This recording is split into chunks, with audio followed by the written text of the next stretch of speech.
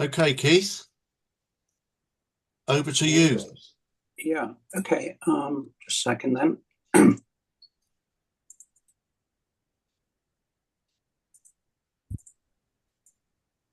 Okay. Can you see that now, Peter? Yeah. Great. Okay. Right. This and you can hear me okay? Yep. Right. Okay. This talk is a bit self-indulgent, I'm afraid. More than the usual amount of navel gazing. And those who value my talks for technical content, well, you'll be disappointed tonight, I'm afraid. It won't be technical. The flip side is that those of you who hate the technical stuff, well, thankfully you'll be spared it. So what is my talk about? Well, the background is that I've recently been going through my photo library, thinning it down. Like most of us, I've got far too many photos, lots more than I can use. And like most of us, problem in storing all the stuff I should have weeded out long ago. This chore of deleting photos led to a couple of rambling reflections that I thought could have passing interest for some of you folk. First, how much a person's photography can change over time. And secondly, the issue of selection, what to keep, what to chuck, what to value, and why. So the talk has two themes, personal growth and development in photography, or at least change over time, and choice in photography. I've come to think the ideas are linked, and you'll hear more of that as the evening goes on. But in the meantime, just to emphasize that selection is not talked about much, is it? But it runs all the way through our photographic practice. What to take, how to take it, what camera settings, what images to keep, but also which to edit, which ones to invest time in, which ones to put in the competition, which ones to put in an album or a slideshow or an exhibition. Then in judging other people's images, which ones are better and why? Of course, it's subjective. We'll all have different views, but can we codify selection better than we do, perhaps reflect it in making better photos ourselves and choosing well? Can better choices help us to grow and develop our skills, perhaps develop our eye for a compelling image? Okay, so I've called this talk The Good, the Bad and the Ugly, because I'm going to do something that I would never normally do. I'm going to take one for the team, and I'm going to share some of my worst ever photos, ones that would never normally see the light of day. Really bad, really ugly. And alongside them, I'll show ones we'll call good, but at least rather better, and which I hope reflect my growth in photography and in making better choices. So the context is this. In 2018, as I've mentioned before, I retired, joined the Camera Club, and began to take up photography in a pretty full-on way. Of course, I've thinned my library a few times since then, and only a few photos survive from the bad old days. And these I'm about to throw out tomorrow. But before I do, I thought it might be interesting to draw a comparison. What photos did I take in 2018-19 or thereabouts? What do I take now? How do they compare? And why the changes? Now, as it happens, surviving from 2018-19, I have a few photos I took in Winchester, Romsey, Calshot and London. And that makes comparison possible because these are places I go back to quite often. So I have recent photos to go with the old ones. Also, these are places, some of them anyway, that the Camera Club visits on evenings out. So hopefully the locations will all be pretty familiar to you. So without more ado, prepare to meet the ugly in Winchester. Winchester through my lens in 2018-19. And I'll whiz through these rather quickly like the PDI, but nothing like the PDI, because they will all be rather bad photos, not much in the way of interest, nothing distinctive, nothing original in content here, mostly very weak in composition, mostly lacking a focus, I would say. The why should the viewer bother to look at these photos? Why am I bothering them with them? Nothing here that remotely would be worth sharing or entering in a competition. I'll just get through this horrible section as quickly as I can because I can't believe they're mine. Well, I think they look a lot like mine, so I'm a bit concerned.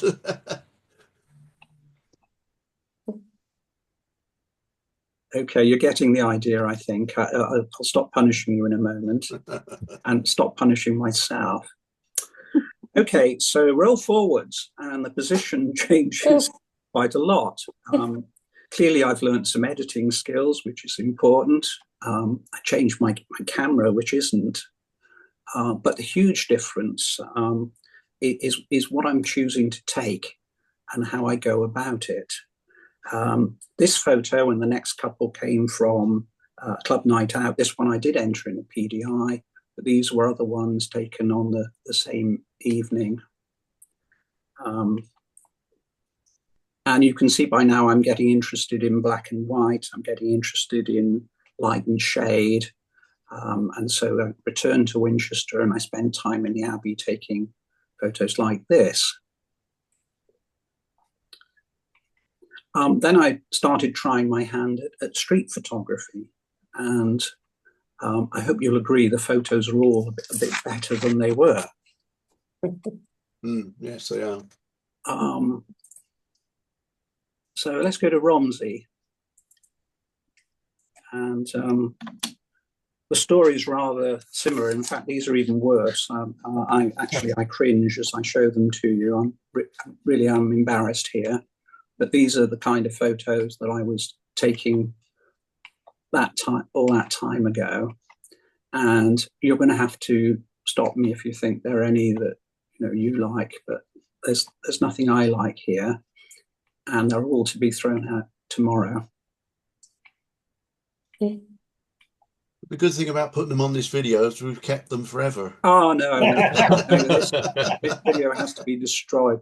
This is about the first one I kind of like, and this is maybe the only one that I would keep. Not a competition entry, but a solid enough composition, I think. Okay, let's move on. Again, some attempts now at street photography. This one I rather like. You may not, but I like the figure in the window here, the ear in the window here that's reading a newspaper, and the rather surreal scenario of two women chatting with a giant hamburger behind them. I spent time in the Abbey, which is maybe the most photogenic feature of Romsey, and here's one I did enter in a PDI, and it did well enough to be entered in the league, I fancy. Another in a similar vein you haven't seen, I don't think, and some more photos in the Abbey. And I'll talk about one or two of these in due course. But some had, that, for example, just taken with a mobile phone, and I'm finding new things to take all the time. That's the closest to what went before, I suppose. But all in all, it's chalk and cheese, isn't it? Mm-hmm. So then we go to Cal Shot. And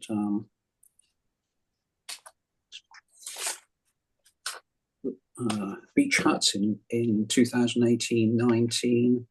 Nothing wrong with these pictures, if anything, a bit better than the ones in Winchester and Romsey, but after a while I ran out of ideas. There's only so many ways you can take a beach hut, and I got rather stuck. Move on, and I'm now using cloudscapes to complement the pattern. I'm trying intentional camera movement. I'm honing in on abstract detail. This image and the next one might be part of a series called Found on the Side of a Boat. So I like to think in terms of projects. And here I like the sort of bold splash of colour.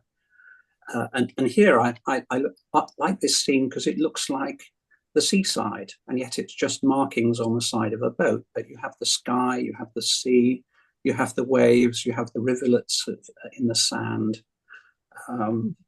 So there you are. The Schneider Hangar is a rather nondescript building. If you've been there, it's not very photogenic. But by now I've learned in my editing to make the mundane look a bit more interesting and more special, and that's a good skill to master if you can. And then finally, to complete the section, London then and now. A few photos I somehow haven't thrown out from Trafalgar Square. So get that up. This one's not too awful, I suppose, but a lot of these are very weak. There's the odd detail picture that's okay-ish, I suppose, but a lot of picture postcard stuff that where I'm never quite clear what I want to take and what I want to show the viewer and why. Nice light, but fairly ordinary picture postcard pictures, the odd detail. Until eventually I'm honing in on the fountain, getting a bit more movement into my photo, getting a bit more creative, not terribly well executed. So this is about the best edit I could manage at the time, and the rest I think we can pretty safely ignore. Let's move on to the new me in London. All style and sweeping lines, shapes and patterns, light and shade. You've seen this one before, and this one won the Malcolm Leach Trophy. You haven't seen these, but I don't think it would surprise you that they are my photos really by now.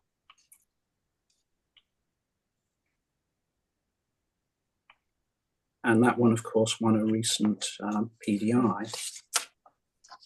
So obviously, something changed quite a lot between 2018, 19, and now. So what accounts for the difference? Well, certainly time and effort. I put a lot of time into my photography and a lot of effort, particularly in those first few years. And you get out what you put in, I think. Time is experience, time is practice, time to build knowledge, time to build skills. My camera work is still not the best, but my editing skills have come on, and that papers over some of the cracks. So time in the game, but for those needing encouragement, for me it wasn't a lot of time. It was most of the improvement came in just 2 or 3 years. Now, admittedly, I worked very seriously at my photography in those two or 3 years. I don't want to understate the effort. So yes, I was lucky to get a sunset like this. I was lucky to and again a sunrise like that. But these pictures, you should know that at the time I was looking at photo apps to know where the sun would set and when. I was reading articles about the weather conditions that give you a good sunset.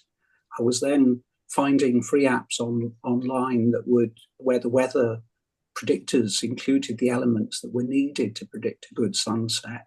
So I made my luck in some ways. I had a better chance of getting good picture by doing my homework, and I had a reasonably high hit rate at the time when I was doing those sort of things. Yes, I was lucky to get this shot of the Flying Scotsman with the steward leaning out the window.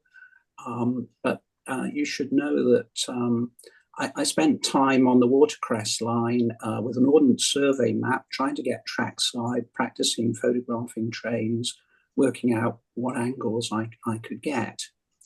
And in the same week that I did that, I was on Salisbury Plain taking pictures of horses, and in the Andover Hawk Conservancy taking pictures of vultures. Now, of course, a lot of my photography these days is spontaneous. It's not all homework, but I still do my homework.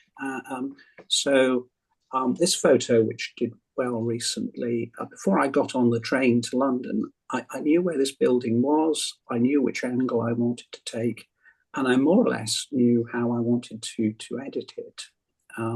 So time in the game and elbow grease, developing some technical skills, they are important. But for me, I think the real change is in my understanding of what constitutes a good picture. You can see in the early pictures, I had no idea what I was taking. But the jargon for this is visual literacy. It just means spending time looking at very good photos online with the RPS, through the Camera Club, learning about the building blocks and principles of composition, figuring out in your own images and other people's images what makes the photo interesting, developing an eye for sniffing out a good photo. Another big difference for me these days is that I have a much stronger idea of the sorts of pictures I want to make. I've developed a set of preferences. I know, for example, I like black and white. I know I like strong contrasts, as you've seen, pools of light and shade. I like patterns. I favor simplicity. I prefer my photos to have an element of drama in them. At least I want them to be unusual. I'm entirely comfortable with them being larger than life. Equally, I know the things I'm not into. I'm not comfortable in my skin posing a fashion model, for example. I'm not going to make time to learn. I haven't invested time and equipment in wildlife photography, not because it doesn't interest me, but because to get good would involve carrying heavier gear than I can manage. I love landscape, but I don't do a lot of it because I'm not prepared to get up at dawn and not fit enough to scramble up a mountain or down slippery slopes. So opportunities to get better here are limited. Instead, I invest a lot of time in trying to make everyday scenes visually interesting. Of course, it's a great way to make great photos is to go to great places. I'm all in favor of that. But we spend rather more time in ordinary places, and making visually interesting photos of the everyday is actually a much harder act to pull off, but it's a very good skill to practice to get your photography better. Anyway, these, I fancy, are some of the reasons my photography has changed over quite a short period of time. And a big part of this change I think, is choice. This brings me on to a related idea that occurred to me while culling my library. And that's about the choices we all exercise and the different areas of photography that we get drawn into.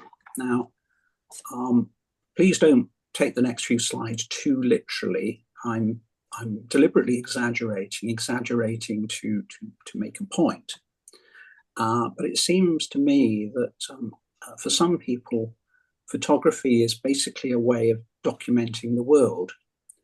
For them, it's important that photos are realistic, that the images are full of detail, that they're front to back sharp, with true colors, true saturation. Classical traditions of photography are observed and its rules are obeyed. For them, editing may be light touch, just a correction here or there, or perhaps none at all, straight out of camera might be the thing they want. At the other extreme, there are people whose photography is not true to life, who are pretty indifferent to the traditional approach, who break the rules, for whom the final image is everything, who put drama, originality, the cinematic or the creative ahead of realism, who perhaps live and breathe in Photoshop. Now, those on the left, let's call them classical photographers. Those on the right, we might describe as would-be artists, people aspiring to be artistic, even if they aren't.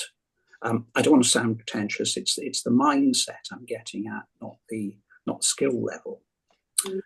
And then there are people, the vast majority of us, perhaps, who are somewhere in between these extremes, both in what we like and what we do. Now, if very simply and arbitrarily we divide the spectrum down the middle, I'd guess that most people in the camera world would lean to the left. That's the environment we're brought up in. It reflects how photography is taught. It's like most of the photos that we see. I'd also guess that judges are left-leaning, or at least have a better understanding of what the photographer is trying to do when it comes from the left end of the spectrum than the right, that it's easier to appraise the classical than the unorthodox. And probably it's the same when we mark PDIs. We've all got rules to follow after all. And it wouldn't surprise me if the judge's marking is more consistent on the left than on the right. Genres of photography tend to divide in this way. So if you enter a nature or wildlife competition, there'll be rules that say you can't Photoshop very much. And we know that in documentary photography and journalism, Photoshop basically isn't allowed. Whereas on the other side, pretty much everything goes. Now, personally, and I'll show you a few photos in a moment, I've taken photos across the whole of this spectrum, from the highly traditional through to perhaps the Marmite, the stuff that only I like and nobody else does. But if I was to use Peter's football analogy, then in PDIs, I guess I play on the left wing. In my heart, I've gradually become an inside right. That's part of the change that's happened to me over time. I've realized that being realistic and true to life matters less to me than adding mood and feeling and atmosphere to a picture. So this choice, this change in personal preference is part of, if you like, the photographic journey I'm describing. Now, at this point, with Peter's help, we'll break for a short video. It happens that when I made these slides, should I stop sharing, Peter? Yeah, please, yeah. Yeah, happens that when I made these slides, I made that last one, and then I came across a video of someone describing very similar sort of mindset and a very similar sort of journey. He's a professional, he's at a much higher level than me, but I thought it might be interesting to show it anyway. Okay, I'll share that.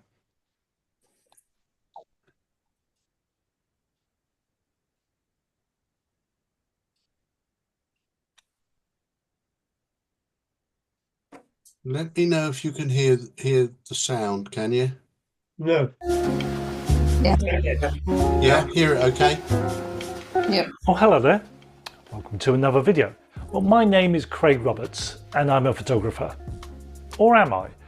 Well, I have a camera, several in fact, that I use to take photos. So I guess I am a photographer. But everyone has a camera these days, even if it's just a camera phone. So aren't we all photographers? What's the difference then? How am I different from anyone else?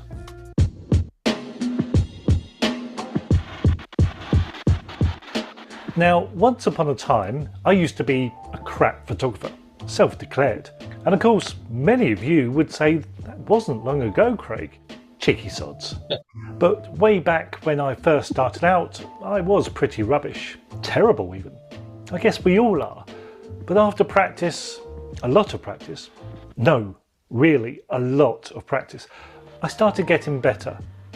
Fast forward a few years and I got good enough to be able to call myself a photographer, and therefore good enough to start selling my work. I knew how to use a camera, I knew how to take a photo. I knew my apertures from my shutter speeds. I learnt about light and I perfected composition. And more importantly, I could consistently capture an image good enough to sell. That mattered. And once all that is mastered, the technical aspect, you can then start taking pictures, good pictures, consistently. However, a change had to happen to progress on from that. A change that took me from that technical stage of my photography, taking nice pictures, to perhaps where I am now.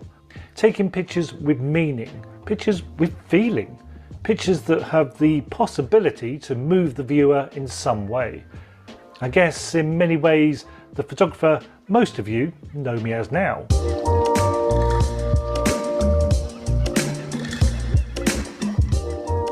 The change was how I looked at photography, how I looked at the world and how I used my camera to explore that. The camera stopped being so important, stopped being just a tool, and in a way became an extension of me. But I also stopped being a photographer, or what I believed that to mean. I believed in myself and saw myself more as an artist. A photographer, I feel, is someone who is very technical, very efficient, very capable even. But an artist, well, an artist creates. So I stopped taking photos and started creating.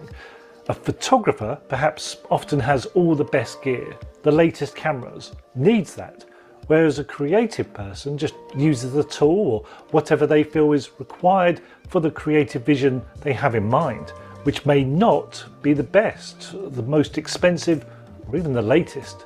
Now, I know this is starting to sound a bit pretentious. I'm an artist, not a photographer. And in a way, it's hard to describe this change without it sounding like that. But I, for one, am always the first to leave my ego at the door, though I no longer see myself simply as a photographer, and I'm looking beyond that term. It's therefore hard to relate to the photographer I once was. I'm simply not taking the same images I used to, and that version of me wouldn't take the type of images that I now capture today. To see as I do, to capture the images I do now, I had to remove myself from the technical aspect in a way. Of course, I still use all the technical stuff. The exposure triangle, for example, is as important as it ever was, but now I'm using it more for creating.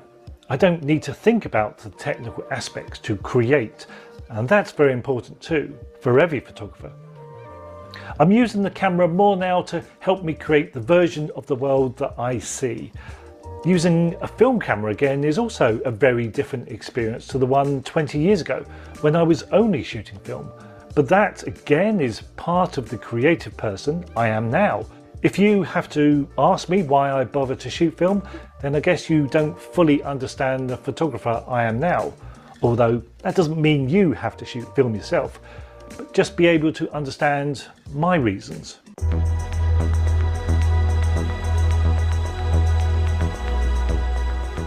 So, my advice to you is to stop trying to be this idea of a photographer as quickly as you can. Don't get bogged down in the technique and skills. Don't get hung up on gear, lenses and perfection. Learn the basics, of course, and then just use whatever camera you can and use it well. Make mistakes, lots of them, and don't be afraid of doing that, as you can learn from them. That's exactly what I did, and I was wasting film when I did that. For you, it's probably free. And if half your YouTube viewing content is watching lens reviews and new camera releases, then you probably are still trying to be a photographer rather than a creative person. A typical photographer no doubt watches all the reviews looking for their perfect camera, when it's probably already in their hands. They research and scrutinise all the lens reviews looking for the perfect optic, as if all that matters. When you realise it doesn't, when you realise the sharpest isn't always the best or going to help you produce your best work, then you can start to create.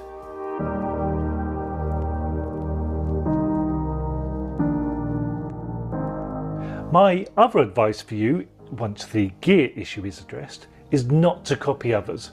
Don't copy what everyone else is doing, but instead create your own ideal. Create your own vision, your own style, and your own way of capturing the world. Forget megapixels, ignore the so-called rules of photography, and definitely don't buy other photographers' presets. It's the only way to make your work unique and different from everyone else's. I believe my work is unique, and that's what spurs me on. Others may not like it, but that's just their opinion.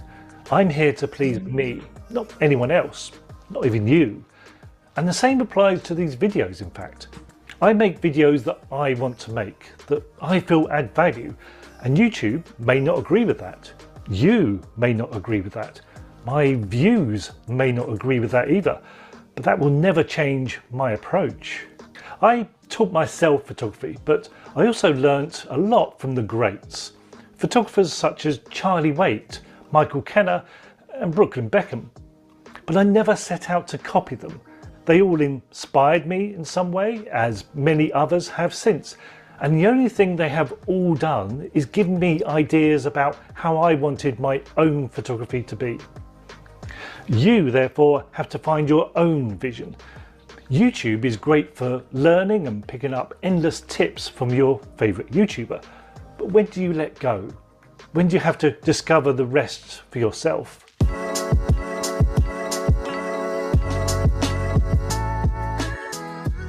So, to be able to create images that revealed the real me, I had to forget I was a photographer, try not to label myself as that, and instead just be someone who happens to use a camera to make the images in my imagination. There's a difference. I have a different camera for different occasions and shoots, so I choose the one that I feel is going to allow me to produce the best result, be that film or digital, mirrorless or a simple compact camera. I don't need something expensive or on trend, I just use the one that suits me. One of the best things I ever did was ditch the tripod, as again, that was part of the old me. That, in a way, was restricting me. That choice, tripod or no tripod, is up to you, of course. I also ditched full frame, another part of the photographer I used to be. Right at the time, but would be wrong for me now. That doesn't add any value to me. I have gone back to shooting medium format film again, very much part of the photographer I once was, but again, it's very different now, used with different intent.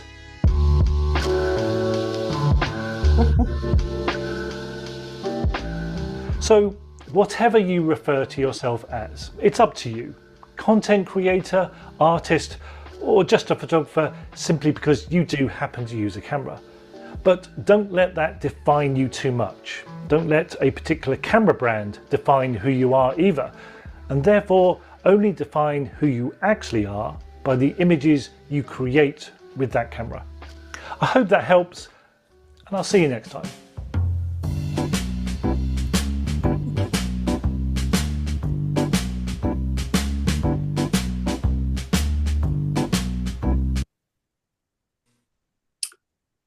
Should I share again? Oh, didn't want to stop the sharing too quick. Yeah. Okay, can I share? Oh,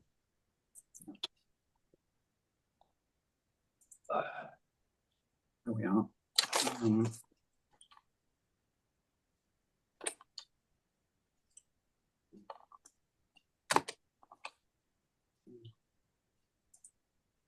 I am so torn because I really have to go. I'm already late. It's so interesting. Thank you, but I'll catch the rest on.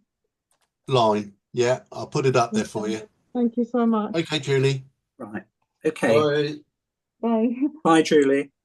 Okay, so that's Craig Roberts, and I don't know whether anyone's come across him before. I do enjoy what he says, and I find myself agreeing perhaps 80, 90% of the time, but not all of it. And the point I think he didn't stress, although I'm sure he meant it, is that there's absolutely nothing wrong with sticking on the left of this spectrum. There's nothing wrong with favouring realism and classical photography and choosing traditional subjects. Many fine photos are made that way, and it's your choice. It's nobody else's. There isn't a right or wrong in this. You seem to imply that you need to develop by moving from the left to the right here. I don't think that has to be. It's up to you. Every day people are making marvelous images of any kind. I do agree that probably we all start off rather bad, and it's our job to get better in whatever it is that we really like doing. Anyway, next up, I'm going to illustrate how these days my choices play out in practice. And sorry, let's get this.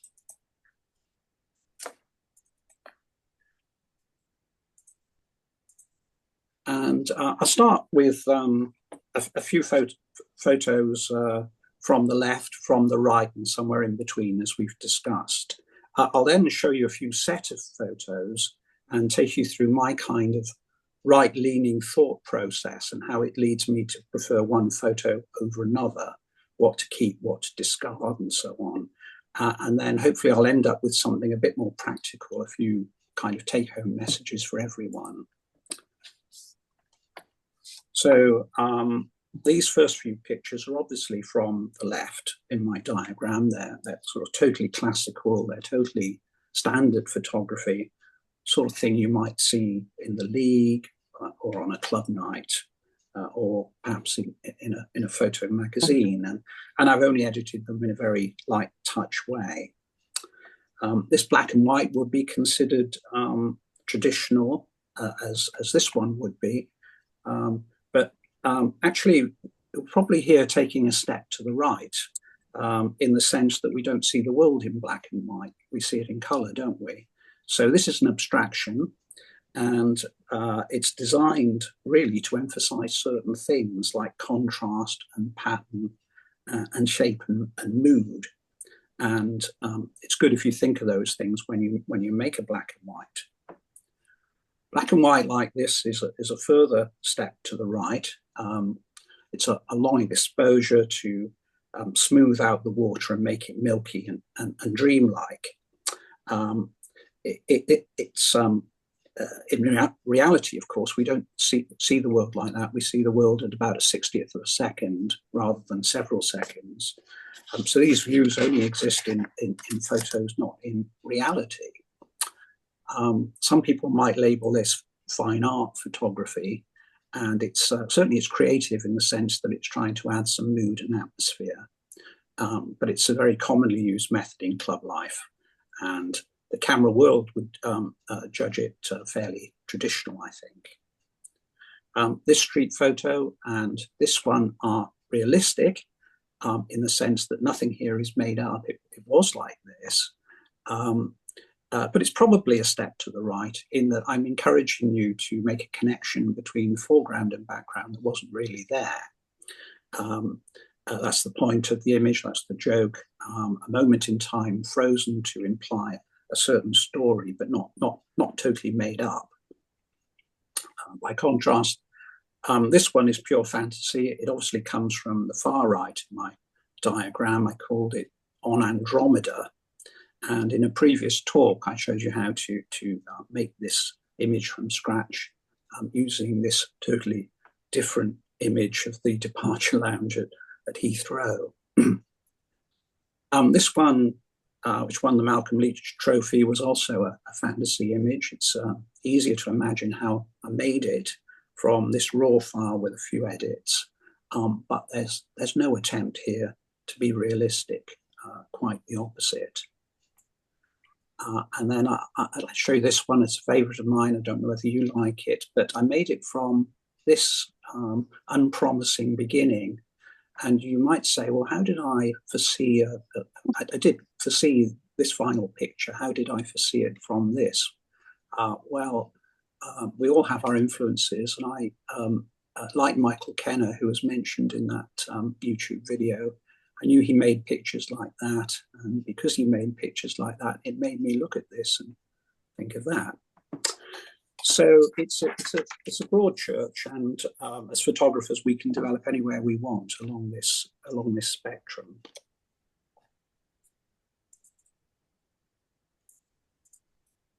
Okay, we started in Romsey, and I can perhaps illustrate my approach these days with a few recent images from the Abbey. Remember that I happen to like black and white. I like strong contrast, pools of light and shade, patterns, simplicity, an element of drama, and the cinematic. You could choose something else that you like, but I'm on the lookout for opportunities just like this. The play of light on the columns, the high contrast between the light and shade. And this is just a straight out of camera JPEG exposed for the highlights, and it's really just what I want. Now, the judges, they probably tell you need detail in these shadows. That's the rule, that's standard teaching. But that's also a left-sided image. Right. And this is what the edited RAW file looks like when the shadows are lifted. But for me, well, I much prefer my right-leaning version. I don't know what you think, but for me, there's more drama, more atmosphere, more mood, more mystery, and it's simpler. Our eyes have got a high dynamic range, so we can see into shadows quite well. This picture is more realistic, but it's also more everyday, whereas this is more unusual, and so to my taste, it's a bit more impactful. Here's a similar example, the play of light on a flag in the Abbey. And I've deliberately framed it with this area of black, this negative space on the left. The judges, well, they would probably say, they would probably want to peer into that darkness, but I don't. Gary might want to crop the left off a bit because there's nothing happening on the left. But negative space you could well be right. But negative space is not necessarily a bad thing. It can have a purpose. And for me, the mood of these two photos, cropped and uncropped, they have a different feel. So in this, and I prefer this version. So your eye surely goes to the flag and the tassel first. Then you start to wonder what's in the darkness on the left. And because the shadow detail is absent, inevitably, after a pause, you have to go back to the flag. You might wonder why I've framed it like this. And teasing the viewer in this way appeals to me, and it might increase the dwell time on an image. Others, of course, might prefer a left-leaning image, which would be more like that. Now, a couple of details in the Abbey that I find appealing. I photographed in various ways. This is a plain view, the sort of documentary view, that's straight from left field. This version, on the other hand, is more imaginative. It's more dynamic, while this one is more cinematic. It has the classical cinema color grading, the orange and teal look. So personally, I would ditch the first photo and anything like it, but I would keep the second and the third. I like this Abbey statue too, and quite like this photo if I could lose the writing of her head. The color palette is quite nice. I've tried other shots like this one, close up, but not felt satisfied until I hit on this version. Here I've added a bit of texture and toning, a vignette, a glow effect, simplified the composition. I was trying to get a sort of Madonna and child feel to it, and it's, I hope, a bit closer to what I'm after. But again, others may prefer the more obvious shot. And finally, in the Abbey, a straight shot of a memorial plaque showing its intricate and ornate detail, and with the bonus of some nice colours and the reflections. So that's perhaps a reasonable documentary effort. This close-up, on the other hand, is totally different. It's a different story. So if this one is about the plaque, This one is about the words and their meaning, motifs like aged and died and dates and numbers. So I can imagine this as part of a portfolio on a theme of, should we say, mortality or time.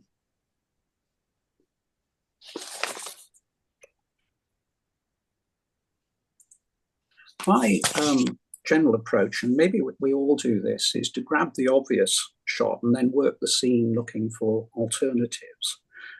If my wife allows, and she's very kind, she often does, I then scratch my head and think, I've taken a couple of shots of this. What is it I really like? What is it that I want to say? Does it match my preferences, or could I do a better job? In my case, it would be, can I make it more dramatic? Can I make it more moody? Can I make it more cinematic? And I can show this quite well with a sequence of pictures of wind turbines.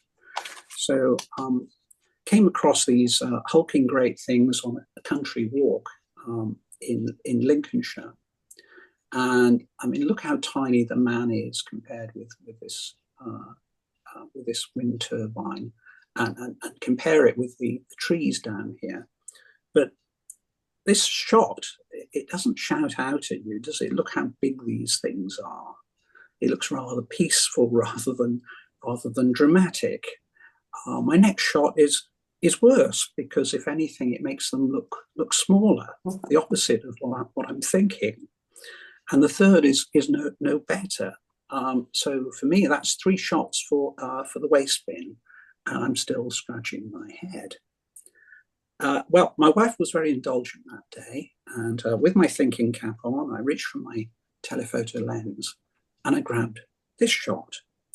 Now, that's much closer to what I was feeling. Suddenly, by getting in closer, not including the whole thing, you don't need the whole thing, but getting in closer, you really do appreciate the vast difference in size between the man and the machine. And that's why I called it Man and His Machines. And I gave the editor a sort of steely, cold, modern look, and I probably overdid it. I think I did, but it ticks a lot of boxes now for me. I've managed to get a bit of drama into the whole thing. I'm telling a better story. It has a more cinematic feel. The bones of a repetitive pattern, and all in all, I have a keeper now, whereas the straight shots were all duds, and this one's a similar sort of ilk. This actually, I think, was picked by the club for the league, although it was a bit Marmite with the judges, and that wouldn't surprise me too much, actually. And then a final example. Same thing here. This is the Brussels version of the Brandenburg Gate. It's a triumphal arch to celebrate Belgian independence, and it's stuffed with statues, and it has imperial flags all over it. In this case, it's got the EU flag, and I'm thinking here I'm attracted by the juxtaposition of the statue and the flag. So I take this portrait shot. I take this landscape shot, maybe a bit better, but I'm not entirely happy, neither to my taste. Probably throw these out tomorrow. I then move a bit closer in, reach my telephoto. I minimize the arch, maximize the flag and the figure, distort the geometry of the figure, and this is much more like it for me. It's direct, it's more dramatic, it's more punchy. And here's the black and white version, and I'm not sure which one I prefer, but I do know that these two, for me, are much more interesting than that. Okay, so time, I think, to wrap this up and draw a few conclusions, maybe give you a few take-home messages. So first, everyone can improve with their photography. If you look at how bad I was to begin with my early photos, And where I sit now, doing pretty well in the PDIs and so on, it should be an encouragement to people starting out, and an example of how much you can get better and how much things can change. Second, it is really just a matter of time in the game, time and effort. I think the effort's important. Be purposive in the time you spend. I don't know, you may have heard of the 80-20 rule, which applies to lots of things. Basically, it says that you can get 80% of the benefit or achieve 80% of the target with 20% of the effort, 20% of the time. The rule is really saying that we improve steeply in the early stages of learning or doing something if we're serious about it. It doesn't take, and then the law of diminishing returns kicks in. So it doesn't take that long to become a decent photographer, but it may take a lifetime, may not be achievable to be a superb one.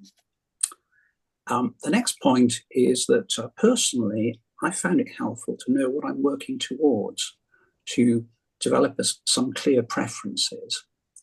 And I fancy that could help many of you. Now, there are club members, the Terrys of this world, who turn their hand to everything and do it very well. That's a pretty hard ask for most of us. It's difficult to be good across the board. It's much easier to end up a jack of all trades and master of none.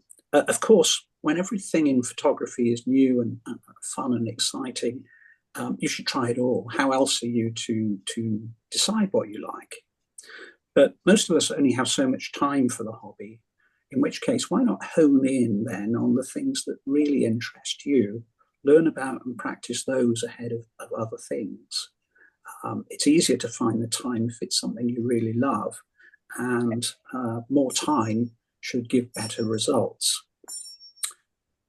Armed with a set of preferences, I work the scene, so to speak, thinking how to achieve the results that please me. And I actively look out for scenes with that kind of potential. That's an approach that could help you too, I fancy, if it's not what you already do. Then in terms of editing, which is potentially a lifetime of learning, my suggestion is to hone in on the skills that fit your preference. So if you're left-leaning, if you like your photos true to life and realistic, there's not too much to learn. The skills are fairly minimal, just a bit of cropping, cloning, healing, recovering shadow detail, just learn those. But if you're far right in your ambitions, you want to be highly creative, then there's a lot of editing stuff you'll have to learn. So you cut your cloth according to your need. Finally, I started by talking about the thousands of photos that I have to whittle down to a manageable number. And I've got some advice on culling too. These days, armed with a better idea of what I like and what I don't, I can afford to be critical and turf out a lot of dross. Now, I know there are other approaches. There are people who don't throw away any of their raw files, who say you never know when you might need them, that computer storage is dirt cheap. I've seen professionals say that on YouTube videos. Of course, the professional situation is a bit different. Client might come back to you after an interval, and you could see for a professional it might be more profitable to pay up for the storage, not to lose the repeat business. But I'm not a professional, and while storage may be cheap, just to park a lot of ill-considered second-rate stuff off PC and out of sight doesn't feel right to me. Most of us time poor. I would store and never use the dross I didn't have the time to sort out in the first place. So I've started to be more choosy, and I've helped myself by developing a grading system. Now, before that, I'd be hard pressed to say which my best photos were and how to find them. And that's unsatisfactory. Before that, in backing them up, I'd also back up a lot of stuff I'll never use again. Again, unsatisfactory. So I found it useful to have a grading system, and I'd suggest you should too, whatever your system is. Mine is basically this. Firstly, I separate off and keep the photos that have sentimental value. So they're not kept for their photographic merit. They're kept because they're precious memories. So I put them to one side. Then I have three categories of photo I keep, and I just call them good, better, and best. And I give them star ratings: 1 star, 2 star, 3 star. Anything with no stars or no description, I get rid of. I find it helpful to have a small descriptor of what I mean by good, better, and best. So, for example, my best photos might be the ones I would consider for entering in a PDI or an exhibition. I might put on as a print on the wall, put on a website. Now, I don't actually do all these things. The words are just there to help me when I look at an image, to help me weigh if it has that kind of potential. Better would be less than best, but it could complement my best pictures in a slideshow or a photo book or a collage. Good would be technically sufficient, but not meeting the criteria of the others. Maybe the first one to be culled. So in a folder of photos, I just rush through awarding stars. I double check, and then I delete everything without a rating. I also use the rating to decide about backing up. So the best of my photos get backed up more than once. The merely good may not be backed up at all. They may in fact be deleted over time. Now I have to fess up and say I haven't used my system that long, and I can imagine over time my views could change. I could want to promote or demote, and that's why I'm kind of hanging on to the ones, although really they should go. And I recognise that over time, or I hope over time, that the number of best images could grow, and then I'd have to subdivide these further. Fortunately, the storage program I'm using, Adobe Bridge, which I get on a free account, that goes up to 5 stars. So I have some headroom for the future. Whether you do something like this or you've got a completely different approach, doesn't matter too much. I recommend having a way of knowing at any one time what your better images look like and being able to identify them, review them, choose between them. I think that is a pathway to improving your photography. Okay, I'll stop there, Peter. I'm happy to answer any questions that people have or be interested to receive any comments. Thank you, Keith. I stop sharing? Yes, please. Yeah, fine. Okay, there we are. Lovely. Thank you, Keith. Well, I did say to Keith at the weekend when we were talking about this that I always learn something, and it's always interesting and informative, and he hasn't disappointed me anyway. I don't know what everybody else thinks, but I thought that was brilliant. Excellent. Yeah. Really good of you to put that together. So thank you for that. And obviously, No matter what I was doing at the time, just thinking, about culling my photos, and I just came up with it.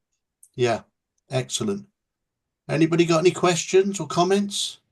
Can I say something? Of Can you hear me? can. Yeah. Well, I think that's sort of intrigued me a bit with the camera clubs and the stereotypical judging you get. Is that some of my favorite photographers say, Martin Parr, I don't know if anyone knows, he's died recently. Yes, and I saw that. Yeah. There's a good the BBC. Can you hear me? Yeah. Yeah. The BBC have got they're showing a film of him at the moment. It's worth watching. I actually saw that when it came out of the cinema. But his photography, and there's a lady called Tish who was based in Bristol. If you go through all their photographs, I don't think any of them would get very far in a competition. There's just something.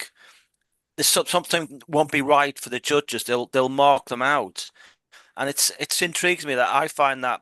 I mean, I like the traditional photographs, but I like those other ones. They do the real life photography. They they they're creative in um producing an image where there's always a statement there. There's always humor, and yet I could never actually see them ever getting very far in a photographic competition. I don't anyone understands that or agrees with that. Absolutely agree with you. Yeah, It's. I think judges are a bit stereotypical. They vary a bit. There will be people who appreciate different things, but they won't be consistent about it, I think. Um, I think that judges come from us, from camera clubs, and camera clubs tend to be fairly traditional and conservative and left-sided, as I set it out in their in their practice and their experience and their knowledge um, and their teaching. But I quite agree with you. There's a world of great photographers out there who wouldn't get very far with league judges. So it says something about the limits of league judges. They have their place, but there's a limit. yeah, yeah. I mean, last Thursday, Gerald, we had the New Forest had their competition, which was what was it? Abstract and creative, and there were some brilliant entries, really, Yeah. really good, and a lot were very much to what Keith was saying, to the right of his thinking. But unfortunately, I think the judge they had was very left-sided and very stereotypical, and what he actually chose as the sort of winning, those were less artistic and less abstract than a lot of the others. Do you not think, Gary? Yes. Yeah. And so I think you're right in what you say, Yeah. that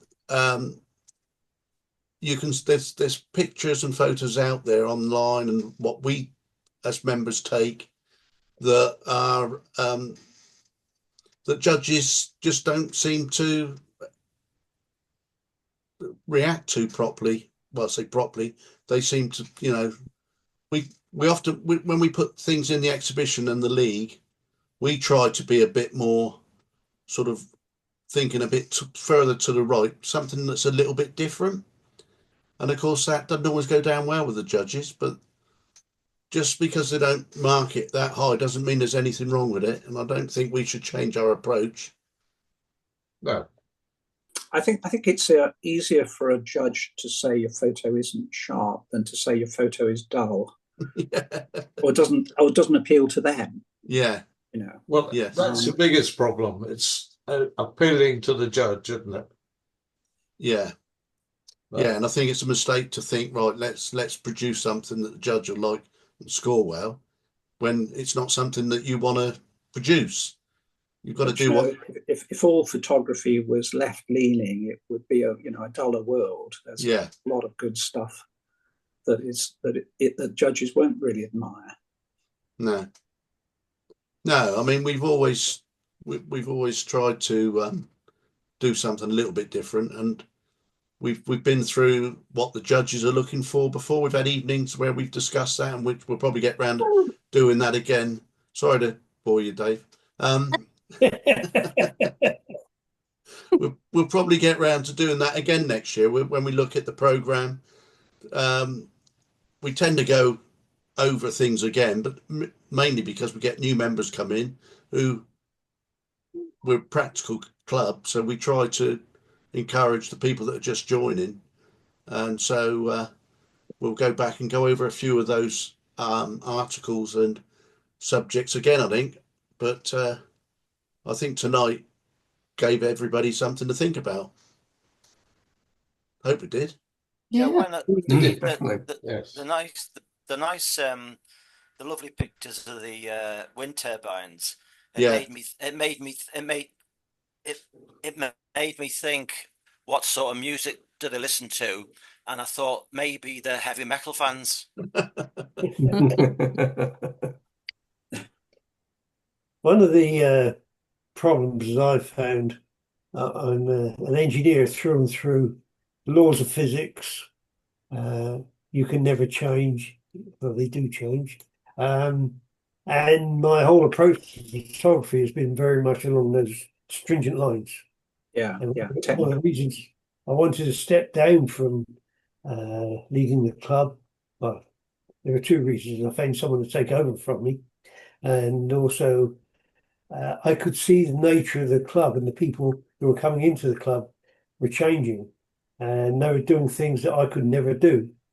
So instead of being a leader, I was just kind of an administrator.